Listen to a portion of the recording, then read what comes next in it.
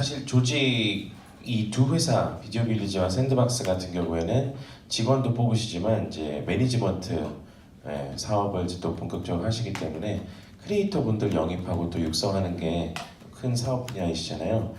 그 부분은 또 어떻게 하고 계신지 얘기 들었으면 좋겠습니다. 어떤 기준으로 지금 크리에이터 분들도 많이 늘어나고 계시는데 영입할 때 또 이분들을 육성할 때에 어떤 기준을 하시는지 얘기를 샌드박스부터 해주실까요?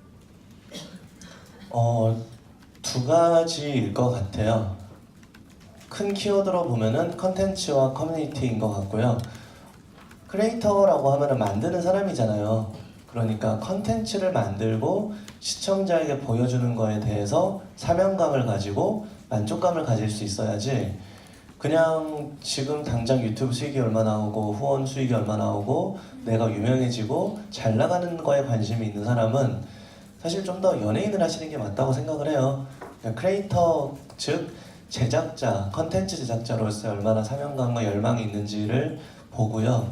두 번째는 저희 회사가 그동안 크리에이터 매니지먼트 사업을 어느 정도 잘 해올 수 있었던 거는 크리에이터 간의 커뮤니티를 성공적으로 만들었기 때문이라고 생각을 해요.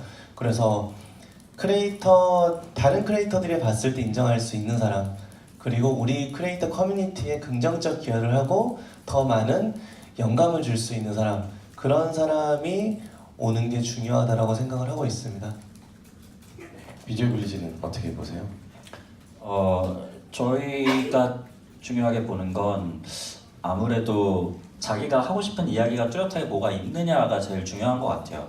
그냥 빅성 대표님 말씀하신 것처럼 내가 관심 받고 싶다거나 아니면 유명해지고 싶다라는 개념이 아니라 내가 이 영상을 찍고 사람들이 내 채널에 들어와서 이 영상을 봤을 때 뭘 느끼게 해주고 싶느냐라는 게 명확하게 있는 사람들을 좋아하거든요. 그래서 기본적으로 본인의 어떤 그 철학, 나름의 컨텐츠 철학 같은 것을 좀 가진 분들을 선호하는 편이고요.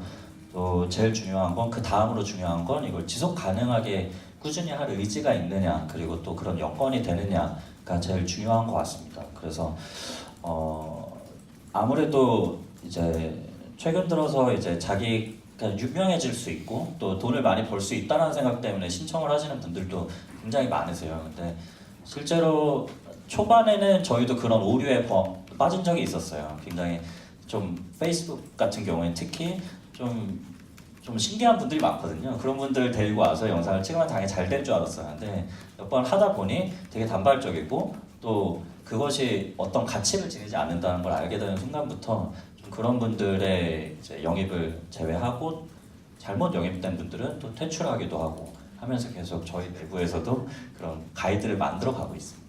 시행착오 그 질문을 지금 답을 주셨네요. 그 이야기가 정말 중요한 것 같아요. 예, 이게 어떤 뭐 보기 좋은 이런 것보다는 매일매일 들어가서 사람들의 이야기를 듣고 싶고 공감하고 이런 바탕이다 보니까 그래서 또 영향력이 큰 것 같고요. 그래서 저는 이게 뭐 유튜브를 기반으로 하고 있다고 하지만 사실은 뭐 디지털이라는 것도 심지어는 한계를 넘어서서 문화, 콘텐츠 산업의 뭐 역할을 하고 계시다라는 생각이 듭니다. 그래서 아마 가지고 계신 비전도 온라인 디지털에 이제 국한되지 않고 굉장히 크게 보실 것 같은데 이뭐 전체 산업이라고 해야 될까요? 문화 산업, 뭐 콘텐츠 산업에 대한 나름의 방향을 보고 계실 것 같고 이런 모습이 될 것 같다. 이런 것들 뭐 살짝 좀 말씀 주시면 좋을 것 같습니다. 샌드박스부터 한번 말씀 주실까요? 네, 제가 회사 대표는 우리 구성원들에게 비전을 계속 드려야 되니까 이 생각을 되게 많이 하거든요. 좋은 시장에 너희가 있는 게 중요하잖아요. 그래야지 자기가 종사하는 일이 성장을 하니까.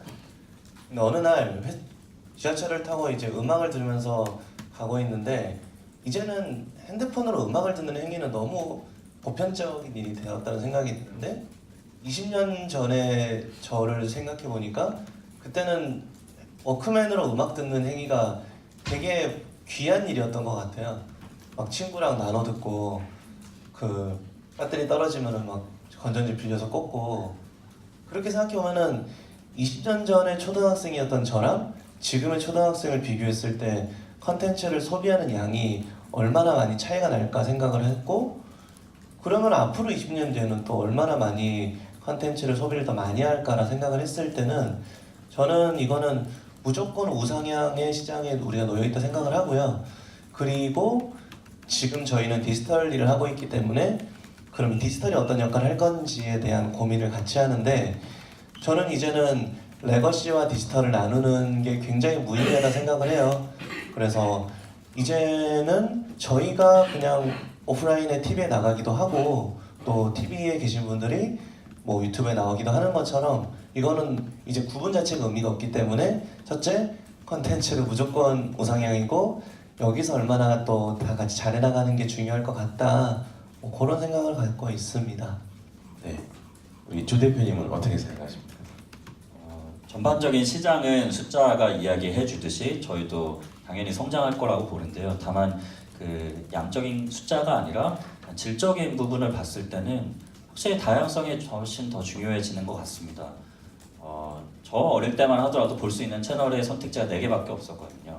4개의 채널밖에 없었는데 지금은 사실 유튜브에 들어가서 보면 정말 수천만 개의 채널들을 볼 수 있고 하루에도 정말 수억 분의 영상들이 올라오잖아요. 그게 의미하는 바가 큰 것 같아요. 우리가 그동안 TV 거실에 놓여 있는 TV에 나오는 것만 컨텐츠라고 평가했던 것인가? 또 그걸 문화라고 부를 수 있는 것인가? 또 그거는 사실 원오브 컨텐츠인 것 같고 문화를 만들어가는 건 사실 TV가 문화를 만드는 게 아니라 문화 안에 TV가 있는 거라고 생각하거든요. 근데 그 문화라는 게 사실 되게 양적으로 봤을 때는 유튜브라는 생태계에 들어가 있는 컨텐츠들이 사실 어떻게 보면 레거시 또는 메이저라고 불리지 못할지도 모르겠지만 사실 사람들이 체감하는 건 그것과 다르다고 생각하거든요. 그래서 계속해서 이런 다양한 컨텐츠들이 나와야 된다고 생각하고 있고 그런 관점에서 뭐 뷰티, 키즈, 뭐 게임 이렇게 되게 구분되어 있는 영역들이 깨지는 순간이 저는 곧 올 거라고 생각하거든요. 그래서 뭐라고 부를 수 없는 어떤 단어를 지칭할 수 없는 그런 컨텐츠들이 많이 나올 거라고 보고 있고 또 그런 관점에서 계속 블루오션을 아직까지는 유지하고 있는 것 같습니다. 네, 다양한 콘텐츠들이 아직 더 큰 잠재력을 갖고 성장할 거라는 믿음을 보여주셨고요. 캐리스토트, 뭐 퀴즈를 일단 중심으로 보시겠지만 뭐 더 크게 이렇게 보시나요? 산업적인. 우선 제 개인적인 경험을 잠깐 말씀드리면 저는 원래 신문기자 출신입니다. 원래 기자 생활을 되게 오래 했고요. 제가 신문사에 처음에 수습으로 입사했을 때 원고지에도 기사 썼어요. 그때 세로쓰기였습니다. 가로쓰기 들어가기 전에. 아시나요? 그래서 양복 안주머니에다가 원고지를 항상 둘둘 말아가지고 꽂고 다녔고 딱 꺼내가지고 세로로 딱 세워서 오른쪽에서 왼쪽으로 한자 변기를 해야 되기 때문에 한자도 많이 알아야 됐습니다. 그때는. 그 팩스로 들이밀고 그럼 안에서 팩스를 받아가지고 쳐내고 하는 그런 식의 제작 시스템이었다가 이게 곧 노트북으로 넘어갔고 모토로라 삐삐가 이제 폰으로 넘어갔다가 지금 스마트폰까지 왔죠. 지금 다 노트북으로 작업을 하시는데 옛날에는 다 수첩에다 다 적었고 지난 20-30년 사이에 어마어마한 변화가 있었다라는 거죠. 신문 산업에서만 그렇습니다. 저는 우선 미디어 간 매체 간 경계는 완전히 무너졌다라고 생각을 합니다. 그리고 이게 또 국경, 지역적 경계 역시 또 무너졌다고 생각을 하고 있고요. 더 나아가서 저는 언어 장벽 역시도 무너뜨려야 된다고 생각을 합니다. 그래서 그 매체 간 간극, 또 지역적 간극, 또 언어적 간극을 다 뛰어넘는 컨텐츠를 만들어낼 수 있다면 그것은 실로 글로벌 컨텐츠가 될 수 있다고 생각하고 저희는 이제 그런 방향으로 가고 있습니다. 예를 들어서 저희가 만든 노래를 가지고 러시아의 가수가 얼마 전에 와서 저희 녹음을 하고 갔거든요. 지금 이제 베트남에 저희 직원이 가가지고 베트남 가수한테 저희 노래 들려주고 녹음해서 옵니다. 저희가 베트남 채널 열었고 인도네시아 채널 열었고 중국어 채널 열었고 이제 러시아 채널 곧 엽니다. 저희 회사 안에는 베트남 사람, 중국 사람 이런 사람들이 막 자기 나라 말로 막 떠들면서 일을 하고 있어요. 그래서 언어가 도대체 통일이 안 돼가지고 야 그러면 우리 아프리카어로 통일해볼까? 뭐 이런 얘기를 뭐 농담삼아 합니다만 이게 언어는 극복할 수 있다라고 생각을 하고 있고 극복한다면 그런 말씀드린 바와 같이 이제 매체와 지역과 언어를 극복하는 그런 글로벌 콘텐츠는 어마어마한 포텐셜을 갖고 있다고 생각을 합니다. 또 나아가서 매체 간 간극이라고 하면 저희는 동화책도 만들고 있고 만화책도 만들고 있거든요. 출판입니다. 공연은 오프라인 공간 사업이 공연 사업, 퍼포먼스 사업이니까 결국 이제 그 뭐 영상일 수도 있고 그게 출판일 수도 있고 그 공연일 수도 있고 뭐 이런 게 다 저희는 컨텐츠라고 생각을 하고 그 매체 간 어떤 장벽을 다 무너뜨리는 그런 종합 컨텐츠, 게시 컨텐츠를 만들려고 노력을 하고 있고 그런 쪽에 저희 미래 비전을 보고 있습니다. 감사합니다. 거의 뭐 지금 마지막 이제 질문까지 답을 주신 것 같긴 합니다만은 뭐 먼 미래 말고 2018년 이제 다가오는 2018년에 이러이러한 계획 뭐 이런 새로운 시도를 또 할 계획이다 이렇게 또 뭐 일부는 영업비밀일 수 있어서 말씀 안 하시겠지만 이야기하실 수 있는 선에서 이런 거 도전해보고 싶다 하시는 거 있으실까요? 캐리소프트 이어서 뭐 마무리해 주시면 좋을 것 같습니다. 예, 그 저희는 저희 캐릭터를 보시면 되게 아시아적인 얼굴을 갖고 있고요. 또 세계관도 되게 아시아적인, 그러니까 패밀리적인 그런 동양적인 어떤 세계관을 갖고 있습니다. 그 제가 이렇게 왕구 매장에 이런 데 가보면 다 서양에서 온 그 서양 인형들이 대단히 많은데 그 저희가 만든 동양적인 캐릭터가 글로벌화돼서 다른 나라 어딜 가도 그 인형들을 살 수가 있고 그런 장난감을 살 수가 있고 그 캐릭터가 그려져 있는 뭔가 생활용품, 뭐 식품 등등으로 퍼져나가서 헐리우드에서 출발한 그런 컨텐츠가 아닌 저희 대한민국 서울에서 출발한 컨텐츠가 글로벌화되는 그런 모습을 기필코 한번 보여드리려고 노력하고 있고요. 내년이 아마 저희는 글로벌 가는 가장 중요한 점핑하는 그런 어떤 첫 원년이 되지 않을까 그렇게 기대를 하고 있습니다. 네, 우리 옆에 계신 샌드박스 2018년 어떤 또 새로운 도전을 계획하고 계신지요? 저희한테 항상 이 질문을 통해 재밌는 답변을 기대를 하시는데 제가 2년째 재밌는 답변을 못 드리고 있고요. 왜냐면은 회사라는 게 뭐 10년을 할지 100년을 할지 모르는 거다 보니까 그냥 10년 뒤에 이렇게 돼야지라고 생각을 하는데 내년 생각을 잘 못하는 것 같아요. 내년에는 올해 했던 것처럼 크리에이터 분들에게 잘해드리고 그분들의 신뢰를 얻으면은 저는 반대로 말하면은 저희 회사가 성장하는 거는 저희 회사 의지대로 되는 게 별로 없거든요. 크리에이터 분들이 저희 울타리 안에서 자기의 창의성을 극대화하고 컨텐츠를 성장해 나가시게 되면은 어느새 성장에 있더라고요. 회사도 같이. 그래서 계속 그분들 잘 되기만 물떠놓고 기도하고 열심히 일할 생각입니다. 내년에도. 네. 코어 어떤 본질에 집중하는 이게 샌드박스의 철학이신 것 같고요. 비디오 빌리지 내년에 또 지금 오리지널도 이제 올해 많이 확장하셨는데 내년 또 계획 어떠십니까?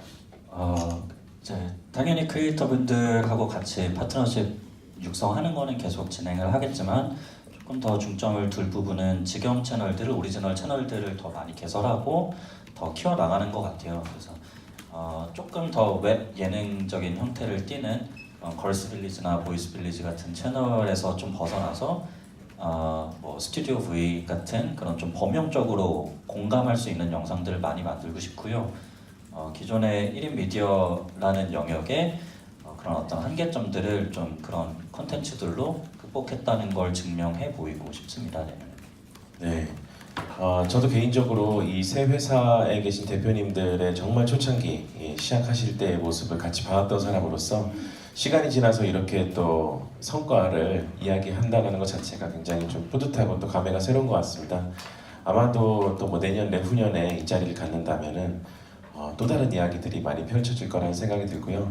이분들의 어떻게 보면 지치지 않는 열정과 도전에 항상 응원과 박수를 보내드리고 싶고요. 또 이 자리에 함께 해주셔서 너무 감사하다는 말씀도 드리고 싶고요. 오늘도 유익한 정보 그리고 성장 스토리를 공유해 주신 세 분께 따뜻한 박수 살짝 부탁드리겠습니다. 감사합니다. 감사합니다. 오늘 사실 3년 만에 이루신 거라고 정말 믿기 어려울 정도로 너무 그 빠른 성장과 또 많은 것을 이루셨고 또 깊이 있는 어떤 인사이트를 공유해 주셔서 정말 감사드리고 사실 근데 그 중에서도 저는 이제 되게 개인적으로 와닿은 거는 개인 크리에이터, 1인 크리에이터가 이제 생겨난 거 사실 몇 년 안 되는데 그 사이에 이제 그분들을 어떻게 도와주고 또 어떻게 다양한 문화 산업에 진출해서 정말 고용도 일으키고 그다음에 뭐 정말 수출도 하고 정말 산업의 어떤 큰 중심이 되는 문화 산업의 중심이 됐다는 그 세 회사가 이제 너무 보여서 그 성장이 정말 이렇게 더 많이 와닿았던 것 같습니다. 그래서 정말 감사드리고 저희가 좀 시간이 많이 길어지긴 했는데 기자분들도 질문 많이 있으실 것 같아서 조금 더 연장을 해서 질문을 더 받도록 할게요. 그래서 그 질문이 있으신 분들은 손을 들어주시면 저희가 뭐 마이크를 가져다 드리겠습니다.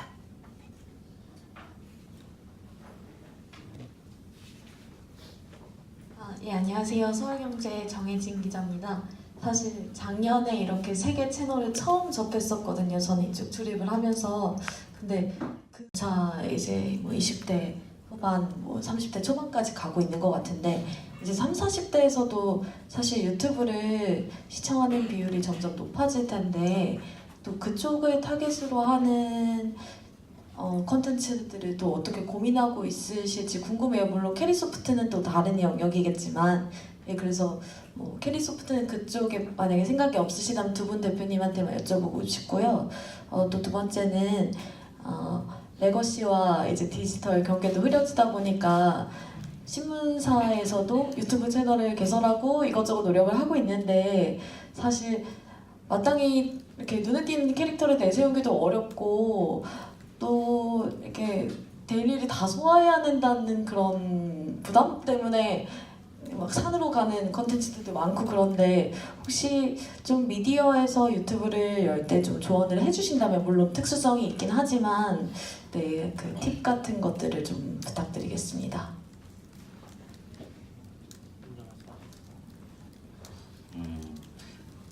저도 30대인데요. 사실 유튜브 30대가 관심을 가지는 토픽이 사실 제한적일 수밖에 없는 게 다들 가정을 가져야 되고 뭔가 돈을 벌어야 되는 어떤 미션이 주어진 나이잖아요. 그러다 보니 컨텐츠 시청에 되게 제한적이 되는 것 같아요. 나의 시간 자체도 그렇고 제가 10대 때 다들 경험 있으시겠지만 10대 때는 만화책 보고 TV 보고 하는 시간이 훨씬 많았지만 30대 그런 게 적잖아요. 통계적으로 보더라도 전체 데이터에서 그 비율은 좀 많이 적은 것 같긴 해요. 그래서 저도 굉장히 고민이 많은 게 저도 보면서 재밌었던 컨텐츠들이 지금 보면 솔직히 재미없을 때도 있거든요. 저희 취향도 변하기 때문에. 그래서 제가 재미있는 컨텐츠들을 만들려고 많이 노력을 하고 또 그런 컨텐츠를 만드는 분들을 찾고 싶은데 잘 없어요. 그리고 최근에 저희가 만들었던 오리지널 채널 중에 하나가 스튜디오 V라는 채널에서 애기들이 3살 아이들을 저희가 섭외해서 제작을 한 적이 있었는데 사실 그런 컨텐츠는 잘 되더라고요. 몇 가지 계속 실마리를 찾아 나가고 있는 중인데 과연 유튜브라는 생태계에서 30대가 좋아할 만한 콘텐츠가 뭔지 또 그거를 엔터테인먼트 관점에서 봐야 될지 정보 전달의 관점에서 봐야 될지에 대해서는 계속 실험하고 고민하고는 있는데 지금까지 발견한 단서는 그래도 조금 더 저희들이 생각했을 땐 캐주얼하게 전달할 수 있는 캐주얼하게 좀 즐길 수 있는 콘텐츠들 30대 분들은 애기나 아니면 아기 그런 결혼 그런 이야기들인 것 같아요. 그래서 그런 쪽으로 좀 만들어 보고 있고요. 그다음에 언론에서 활용하시기에는 저는 이 유튜브라는 걸 그냥 하나의 접시라고 봐주셨으면 좋겠어요. 그래서 뭐 이제 엄청난 카메라를 가지고 엄청난 내용을 담아야 되는 게 아니라 사실 아주 사소한 이야기가 누적되는 그 누적의 힘이라는 게 있거든요. 복리의 개념으로 봐주셔서 이제 좀 그렇게 활용을 했으면 좋겠어요. 그래서 뭐 오늘은 무슨 일이 있었고 그냥 내일은 무슨 일이 있을 것 같다. 또 어제는 무슨 일이 있었고 오늘은 무슨 일이 있었다를 기존의 텍스트나 아니면 언론에서 하는 이야기의 톤만 살짝 바꿔서 그냥 친구한테 하는 이야기처럼 편하게 하더라도 분명히 댓글로 서로 소통하면서 그 안에서 또 새로운 뉴스 제보를 받는다든가 새로운 뉴스 거를 찾는다든가 하는 식의 가능성을 볼 수 있을 것 같거든요. 그래서 너무 무게감을 두지 말고 그냥 가볍게 씨앗을 심는다는 느낌으로 여러 가지 씨앗들을 심다 보면 그 중에 한두 개가 싹을 피우지 않을까라는 생각입니다. 네, 30, 40대도 즐겨볼 수 있는 콘텐츠를 만들 수 있으면 굉장히 경제적으로 타격이 크기 때문에 다들 하고 싶어하는 영역이고요. 조현우 대표님 잘 말씀해 주신 것처럼 사실 30대 정도 되면은 습관이라는 게 너무 커지기 때문에 디지털 제작 방식은 그 습관 자체를 형성해주는 컨텐츠라고 저는 생각을 해요. 그러니까 도티를 보고 자란 애들은 도티를 진짜 좋아하거든요. 영화관에 가서도 재미가 없어서 유튜브를 도티TV를 본다는 애들이 있을 정도로 오히려 그냥 기존의 제작 방식을 별로 보다도 저희가 어찌 보면 훨씬 더 저렴한 제작비로 하는 거일 수도 있는데도 저희를 좋아해 주세요.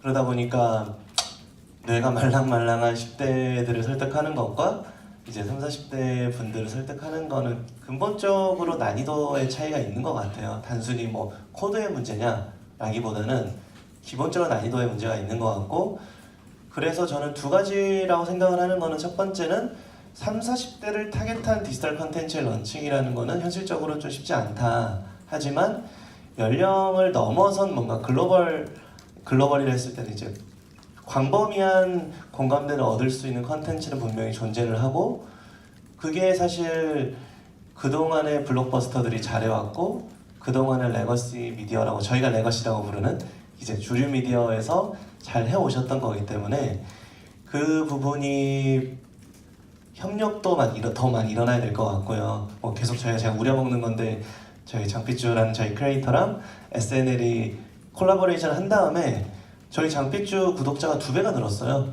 30만 대였는데 60만 대가 됐거든요.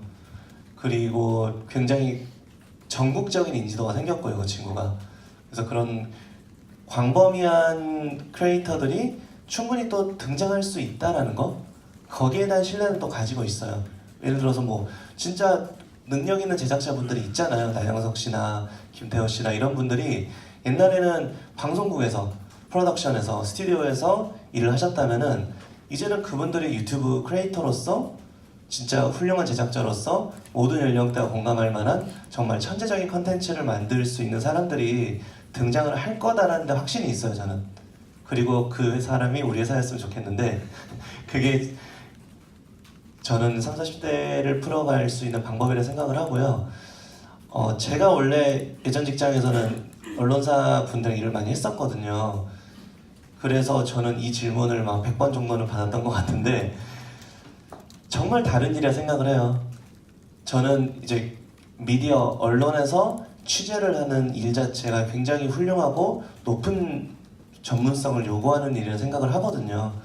근데 반대로 말하면은 유튜브에서 콘텐츠를 만들어서 유튜버로서 사람들을 만족시키는 것도 굉장히 어렵고 고도의 전문성을 요구하는 일인데, 이게 미디어라는 공통점이 있다고 해서 무조건 연결된다라는 거는 마치 뭐 자동차를 만들 수 있다 해서 도로를 만들 수 있는 건 아닌 것처럼 너무 다른 일이라 생각을 해요.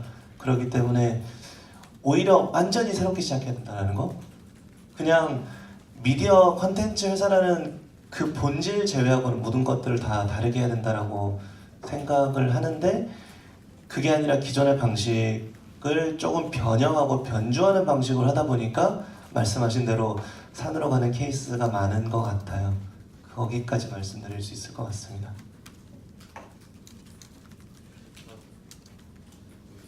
저는 해보니까 이제 키즈 컨텐츠는 키즈 컨텐츠가 아닙니다. 정확히 패밀리 컨텐츠입니다.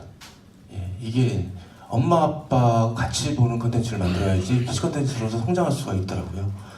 아이가 엄마 아빠 모르게 보는 컨텐츠 만들면 안 됩니다. 저희는 엄마 아빠가 같이 보는 컨텐츠를 만들려고 대단히 노력하고 있고, 저희가 여행 컨텐츠 만들기 시작했거든요. 인기가 되게 높습니다. 저 1년 내가 여기저기 가서 체험하는, 여행하는 컨텐츠인데 본격적인 이제 패밀리 컨텐츠거든요. 엄마 아빠와 아이가 같이 보면서 다음 주말에 저기 갈까 하는 그런 컨텐츠 만들고 있습니다.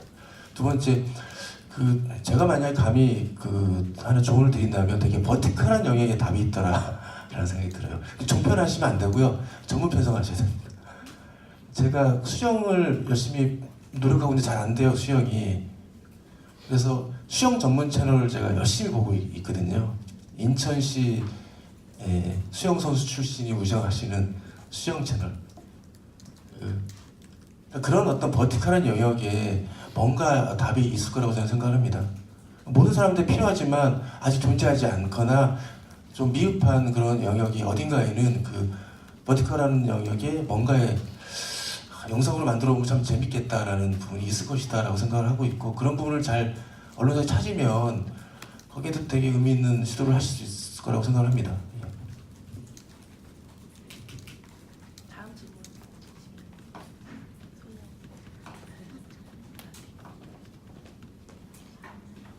네, 저 CBS 김연지라고 합니다. 말씀 너무 잘 들었고요. 사실 저도 늘 생각만 하다가 사실 개인 유튜브 채널을 한 달 전에 만들었어요. 근데 이게 정말 기자들이 생각하는 정말 잘 아실 것 같은데 기자들이 중요하다고 생각하는 콘텐츠와 뭐 기사와 독자들이 중요하다는 받아들이는 그 간극의 차이가 정말 크구나를 예전에도 느꼈지만 지금 이거를 해보니까 더 느끼고 있고요.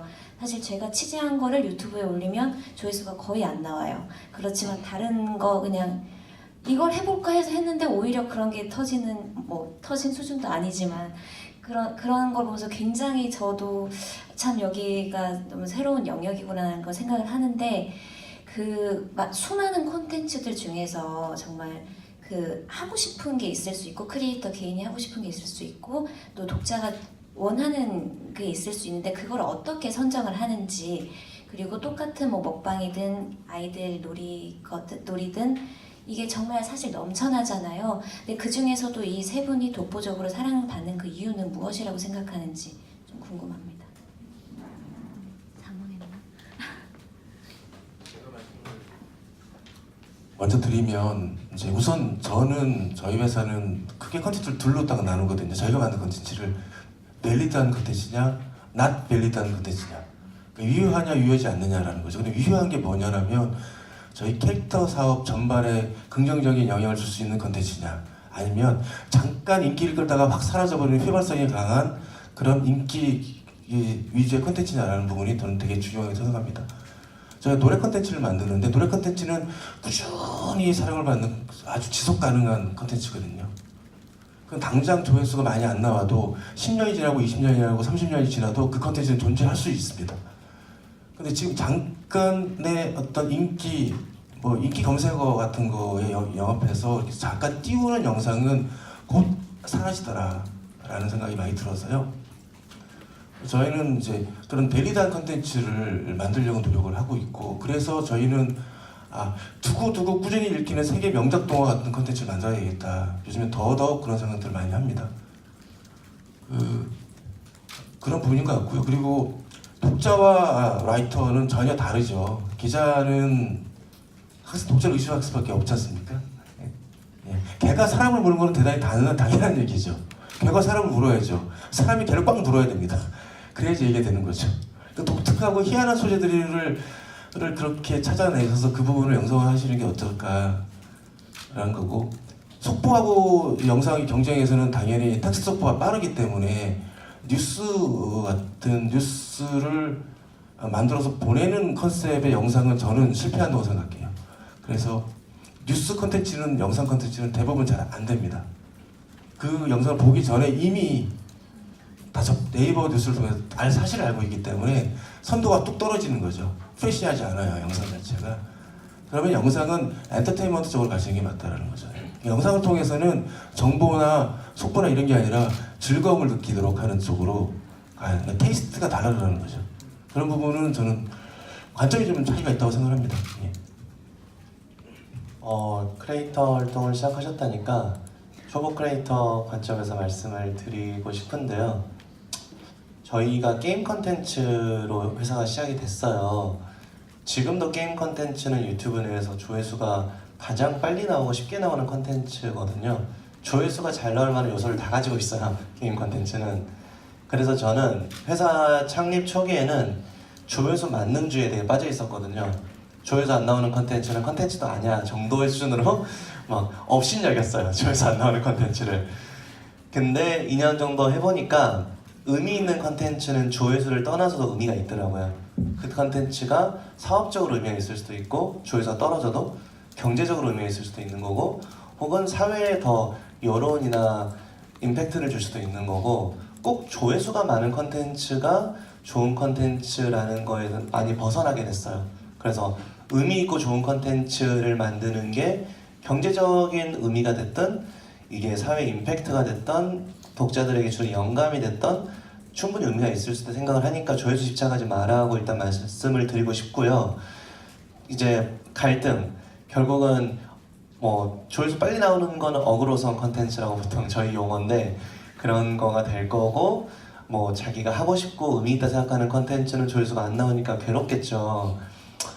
그리고 독자들의 의견이나 반응을 얼마나 반영해야 되는지도 고민이 되실 거예요. 되게 사업이랑 비슷한 것 같아요. 결국은 사업도 처음 시작할 때 시장의 반응이라는 게 필요하고 창업자의 인사이트라는 게 되게 또 공존하는 거잖아요. 근데 시작은 결국은 창업자의 인사이트가 중요한 것 같거든요. 유튜브 컨텐츠도 마찬가지로 어느 정도까지는 본인의 인사이트와 통찰과 아이디어와 재능을 믿고 시작을 해야 되는 것 같고요. 뭐가 재밌을까? 뭐가 의미 있을까? 어떤 걸 해야 될까는 누가 정해줄 수가 없는 것 같거든요. 그래서 본인이 잘할 수 있다고 생각되고 의미 있다 생각하는 걸 하시고 그거를 시작한 다음에 그때부터 시장 반응을 봐가면서 조정해 나가는 게 필요하지 처음부터 이게 좀 뜰 것 같으면 이거 해볼까? 그렇게 시작하는 건 오래 못 가는 것 같아요. 저는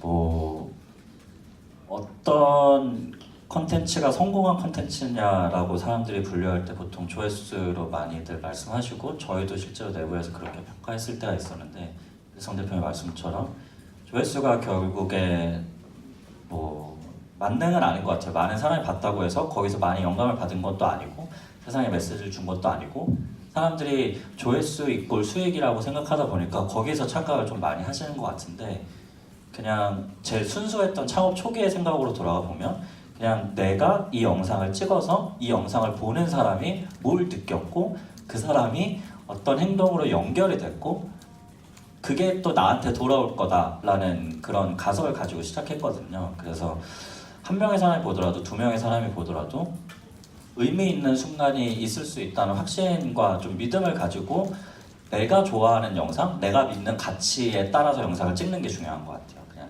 잘 될 것 같은 조회수가 많이 나올 것 같은 콘텐츠를 한두 번 찍어서 터진다 하더라도 거기서 또 함정에 빠지거든요. 그럼 다음에 또 하기 싫은 이걸 또 해야 되는 그런 오류에 빠지기 때문에 진짜 내가 좋아하고 진짜 내가 잘할 수 있는 거를 지속적으로 하는 게 중요한 것 같고요. 그 지속적이라는 키워드에서는 정말 1년에 영상을 하나 만들 수 있는 기획이면은 안 하는 게 좋다고 보고요. 정말 아침에 기획해서 저녁에도 송출할 수 있을 만한 라이트한 그런 프로세스를 만드는 거가 영상 하나를 만드는 데 들어가는 시간보다 더 많이 기획에 많이 시간이 들어갔으면 좋겠습니다. 라는 게 저의 생각입니다.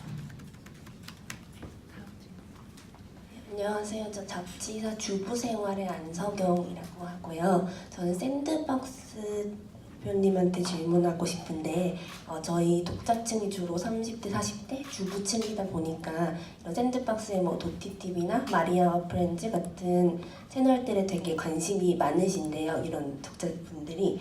그래서 뭔가 도티님도 그러시고 이렇게 딱 영상에서 비속어 사용이나 뭐 성적 대상화에 대한 표현은 그만다 이렇게 하셨고 마리아 프렌즈 거기 운영 크리에이터 분들도 뭐 그런 걸 자제하시려고 많이 애쓴다는 그런 인터뷰를 본 적이 있는데 그럼 샌드박스라는 브랜드 전체적인 회사에서 아까도 뭐 꼼수를 쓰지 않는 컨텐츠 뭐 그런 어그로 끄는 컨텐츠는 지향한다고 하셨는데 그런 표현이나 컨텐츠 내에서 그런 것도 조금 회사에서 이런 기준이나 뭐 어떤 기조로 정하신 게 있는지 뭐 전체적으로 궁금해요. 예, 일단은 최근에 굉장히 많이 받는 질문이고요. 그 여러 가지 기능과 장치가 있다라고 말씀을 드릴 수 있을 것 같은데 제일 중요한 거는 또 계속 창업에 비유를 하게 되는데 뭐든지 다 채용이 제일 중요하잖아요. 채용 과정에서 좋은 사람 뽑는 거. 그래서 그냥 딱 보면 알아요. 크리에이터를 보면은 이 사람이 그냥 자기가 당장 인기를 끌고 조회수를 끌기 위해서 뭐든 할 수 있는 사람인지 기본의 선이라는 게 있고 이제 사회적 미풍양속을 해친다라든가 시청자들이 나쁜 영향을 주면 안 된다라는 선한 의지와 인식을 가지고 있는 사람인지는 보면 알고 대화를 해보면 알거든요. 그래서 저희는 그 크리에이터 영입 과정에서 무조건 오프라인 미팅을 꼭 해요. 온라인만으로 영입한 적은 단 한 번도 없거든요. 그래서 일단은 그 공감대가 있다고 상식을 지키는 거에 대한 공감대 있는 게 제일 중요하고요. 두 번째는 당연히 뭐 계약서에 그런 내용이 있죠. 풍양속을 어긴다라든가 차별적인 발언을 한다라든가 뭐 사회적으로 금기시되는 문제가 되는 것들을 컨텐츠로 다룬다라든가 이런 것들은 계약 해지의 대상이 된다라는 것들을 계약으로도 묻고 있고, 근데 사실 가장 중요한 거는 결국 크리에이터라는 분들은 시청자와 정말 다이렉트로 인터랙션을 하는 사람들이잖아요. 방송을 내고 나니까 방심해서 어느 날 뭐 막 공문이 날라오고 이런 게 아니라 잘못된 행동을 하면은 바로 지금 댓글에 그 항의가 오고 왜 이러셨어요? 왜 욕하세요? 이런 댓글이 오고 시청자의 반응이라는 게 정말 무섭고 두렵거든요, 크리에이터는. 그래서 상식 있는 크리에이터라면은 사실 지키게 되어 있고 더 좋은 방향으로 컨텐츠를 끌어가려고 해요. 그래서 저희도 뭐 계속 다 가이드를 드리고 이런 부분은 있지만 오히려 솔직히 말씀드리면 저희 회사 크리에이터 분들은 저희가 먼저 말을 할 저기 거의 손꼽을 정도로 적었어요. 진짜 실수하거나 뭐 인식을 못해서 그렇게 생각할 수도 있군요. 제가 고치겠습니다. 이런 경우는 몇 번 있었지만 대부분은 스스로 자정하고 노력을 하는 경우가 더 많았던 것 같아요. 오늘 많이 정말 시간이 지나가지고 저희가 그 대부분 궁금하신 내용이 많이 나왔을 것 같아서 이것으로 마무리를 할게요. 그래서 오늘 그 세 회사가 정말 유튜브에서 시작을 해서 문화산업도 하시고 콘텐츠 산업 하시고 그다음에 정말 경제에도 우리나라 경제에도 이바지하시는 그런 큰 역할을 하고 계신 것 같아서 너무 감사하고 또 오늘 귀중한 시간 내주셔서 감사의 말씀 다시 드립니다. 기자님들도 오늘 여기서 기사 마감하시고 여기 옆에 물하고 쿠키 준비되어 있으니까 참고하시고 저희가 내년에 다시 크리에이터의 대화 9회로 찾아뵙도록 하겠습니다. 감사합니다.